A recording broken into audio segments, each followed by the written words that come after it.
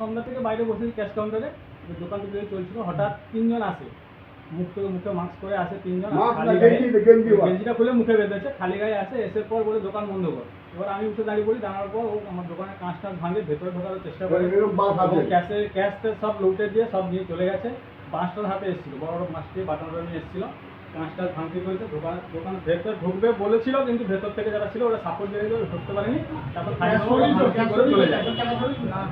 চলে যায়, তারা পেছনে ধাওয়া করে যাই, কিন্তু কাউকে এখানকার লোক লোকাল যারা ছিল তাদের বলছে যে একটা স্যাম বলে একজন ছেলে ছিল, ওই স্যামকে আমরা তো চিনি, আমাদের এখানে না, এবার যারা এখানে লোকালটা ভিডিও করেছে দিয়েছে,